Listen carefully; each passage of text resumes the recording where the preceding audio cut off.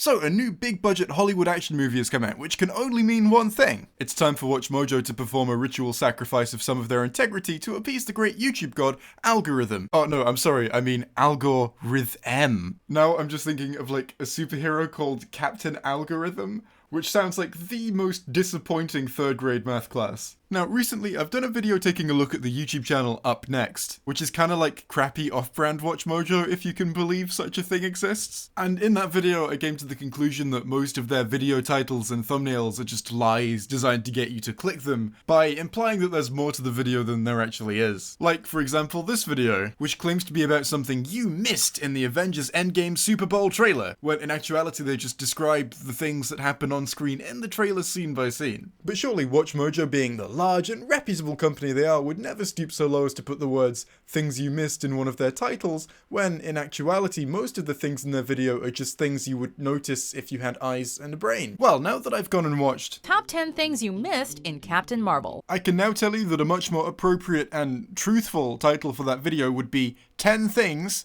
in Captain Marvel. Welcome to WatchMojo, and today we're counting down our picks for 10 things in Captain Marvel. Although wait, actually, not all of the things they list are even in the film. Some of the things are just like, but did you know, in the comics? So I guess technically a truthful title would be 10 Things. 10 Things, sure, let's go with that. Hello and welcome to WatchMojo. Today we'll be counting down our picks for 10 things. Number 10, a toaster. Number 9, death. That took a dark turn. So yeah, a lot of the things aren't really anything that anyone actually missed, and a lot of the things aren't actually in Captain Marvel. So let's take a look to see how they actually filled all 10 items on their list. Number 10, 90s throwbacks. Remember when there were Blockbuster videos and Radio Shacks on every street corner? In 1995, it was impossible to imagine a world without these retail stores. So the first thing they bring up is the fact that there were 90s callbacks in this film that was set in the 90s and had very clear 90s callbacks throughout it. Did you notice that scene that had a pinball machine in it? You probably did, because Nick Fury pointed out the pinball machine explicitly. Well, we here at WatchMojo are very happy to point that scene out to you and tell you that it was in the film. Thanks, WatchMojo. Number 9, Fury's pager. Oh no. Well done. There was little doubt that this film would address the post-credit scene from Avengers Infinity War, in which Nick Fury uses his pager to contact Carol before disintegrating. It's revealed in Captain Marvel that Carol upgraded Fury's pager, telling him to reach out in case of emergency. In the post-credit scene, the pager has fallen into the possession of Steve Rogers, Bruce Banner, Natasha Romanoff, and James Rhodes. Just when it looks like the signal has been lost, an unaged Carol appears and asks about Fury's whereabouts. What the fuck? The only way anyone could have missed this is just by not watching some of the film, because that's what this is right now. You're just describing some of the scenes from the film. Top 10 things you missed in Captain Marvel. Number 10. One of the scenes. You know, you probably could have put the fact that she has a pager in the 90s callback section of the video, but then I guess you'd only have 9 things instead of 10, and you know, you wouldn't want that video title to be inaccurate, would you? We'd suggest seeing the film before watching this video because there will be spoilers. But WatchMojo, I think you must be confused. If I'd seen the film already, wouldn't that render huge portions of your video completely pointless for me to watch? Number 8, Supreme Intelligence. So for this one they seem to take a little bit of a different approach, because this one is actually something that I think the majority of people who went to see Captain Marvel wouldn't know. And that's because it's not actually something from in the film. Well, no, actually the Supreme Intelligence is in the film, it's one of the characters. But unless they're saying, top 10 things you missed, number 8. One of the characters, which honestly, actually at this point I wouldn't put past them. But unless that's what they're saying, then the thing that you're supposed to have missed is not actually in the film. You know, no wonder I fucking missed that. And while this is a bit different from other items on their list so far, in that it's something that's not immediately apparent to anyone who's seen the film, there is a way that it's similar to the other items, and that is, if you've consumed the media that they're actually talking about here, you will already know all this. In the film, the Supreme Intelligence is an AI being that governs over the Kree, and changes its appearance depending on who it's speaking with. In Carol's case, it models itself after Dr. Wendy Lawson, played by Annette Bening. In most other incarnations, however, the Supreme Intelligence, or Supremor as it's sometimes called, is depicted as a giant green blob with a disgusting face. I agree with your assessment, Captain Marvel.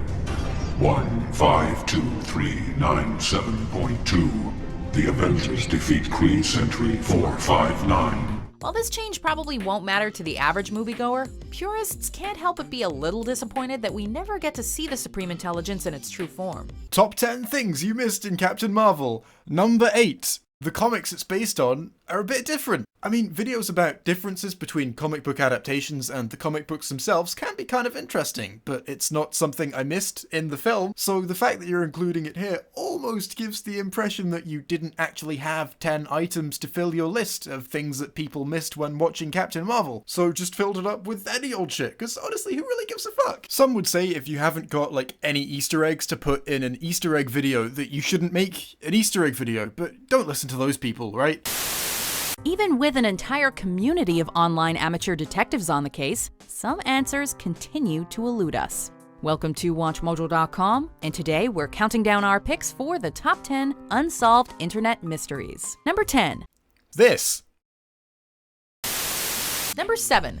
Guardians of the Galaxy references. Their origins might differ, but Carol Danvers and Peter Quill are both essentially part human and part alien. Thus, it only makes sense that they would have a couple of acquaintances in common. Yeah, I can see the logical through line there. Both human-alien hybrids? Guess they must know some of the same people. Taking place around 2 decades before the original Guardians of the Galaxy, Captain Marvel features some members of the Kree Empire you may recognize. So in this one they talk about how Ronan is in this film after last being seen in Guardians of the Galaxy. Top 10 things you missed. One of the characters, which honestly, actually at this point I wouldn't put past them. Captain Marvel has like multiple name drops of Ronan and then he appears on screen for like a good while. So how was I supposed to miss this exactly?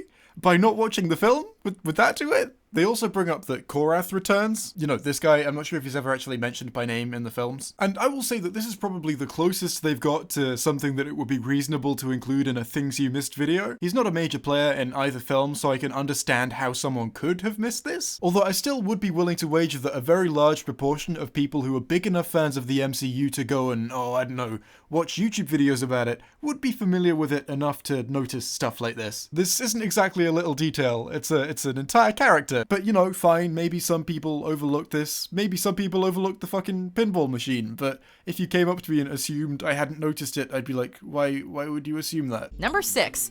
The Right Stuff. This actually is like the first one that I think is a reasonable detail that you could like assume that people would have missed, so...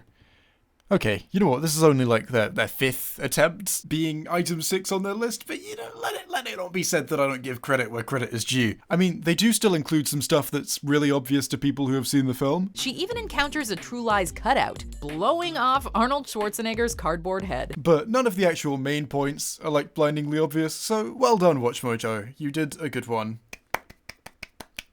So I feel at this point you don't need me to tell you more of the same, right? Because the rest of this video is just that, more of the same. There's more blindingly obvious shit. Like, for example, Captain Marvel provides the backstory for Nick Fury's missing eye. Throughout a majority of Captain Marvel, Fury retains the use of both of his eyes. Towards the end, though, he gets a little too close to Goose. Blindingly obvious. But yeah, thanks, WatchMojo. I have already seen the film, though. There's more on their list where they just bring up how the comics exist, and in some ways are different from the films. This deviates from the source material, which, you know, we've already covered. And finally, there's actually more stuff that people probably missed. 5 years before superhero movies made a comeback, however, Lee made a cameo in a very different kind of film. Carol spots Stan Lee on a train reading the script from Mallrats and practicing his lines. So, you know, there's some good stuff in there too. It's just a shame what you have to wade through to get to it. And before I wrap up, I would just like to bring up a WatchMojo trope that I noticed while I was making this that I can't unsee now. And that's that loads of the clips they show have very little to do with what's actually being said. Now, I don't mean the clips that are just sort of playing in the background. I mean the clips that they actually like pause the video to play to you. They often just have almost nothing to do with what's actually being said. They're just something from the film. Number 5. Nobody calls me Nick. Prove you're not a Skrull. That's a photon blast. And? A Skrull cannot do that. I'm just supposed to take your word for that. Although they form a strong friendship throughout the film, Carol never reaches a first-name basis with Nick Fury. The S.H.I.E.L.D. agent makes it clear up front that everyone just calls him Fury, and nobody calls him Nick. What exactly did that clip there contribute to the video? Was it nothing? I think it was nothing. Oh wait, was it runtime? I think it might have been runtime actually. I mean, it showed us the characters you were talking about, but we could see them already in the B-roll you were showing us. Normally when a channel includes a clip of something they're talking about, they'll try and make it something that contributes to the discussion or adds to the video in some way. And this didn't do any of that. It was, hey, you've already seen this film, but would you like to see this bit again? Okay, cool. I hope you enjoyed it. We're about to not talk about it at all. In any case, Thanos has his work cut out for him. I know what it's like to lose.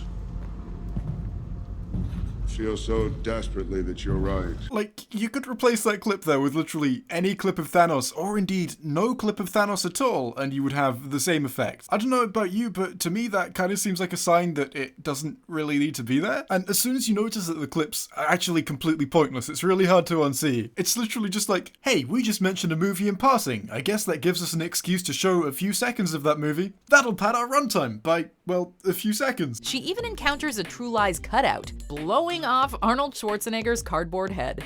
You realize that it has in fact been 10 years since you've been behind the wheel of one of these things? If I break it, they can take it out of my pay. Looking over the VHS collection, You see, you can't unsee that now. The clips are pointless.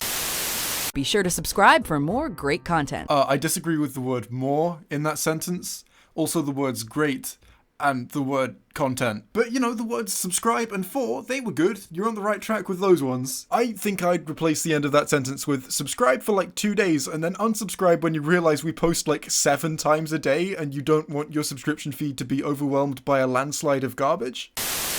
So, I'm guessing a few of you people watching my video now, initially when you saw the title thought something along the lines of, wow, has WatchMojo like really fucked up in some way? And the answer to that is no. The fact that their Captain Marvel video is awful doesn't mean they've fucked up in any way, because awful videos is pretty much standard practice for WatchMojo at this point. The best case scenario for a WatchMojo video is that you leave it going, well, yeah, I guess all of the things on that list were things that were supposed to be on that list. And hey, maybe you even learned something along the way that you should probably go and verify with like an actual source that's trustworthy and fact checks things. But very often the stuff they put out is poorly researched, stuff that's filled with inaccuracies, or stuff that you only clicked on because you saw a clickbait title that actually didn't really describe what was in the video very well. I'll leave you with this. If you know any channels that really do their research, put effort into their videos, and make valuable content, videos that actually deliver on the promises made in their titles and thumbnails, leave them in the comments below. Because you know what should be rewarded on this platform more often? Effort and fucking honesty. And if ever you feel yourself being tempted to click on a WatchMojo video because it's got a tempting title or enticing thumbnail, at least consider coming to this video, looking in the comments, and going and checking out one of those channels instead. Because chances are you're not really going to get anything out of that WatchMojo video. All of these channels, big or small, about movies or about anything else, deserve attention and recognition way more than WatchMojo. And I think it's time we gave it to them. So, yeah.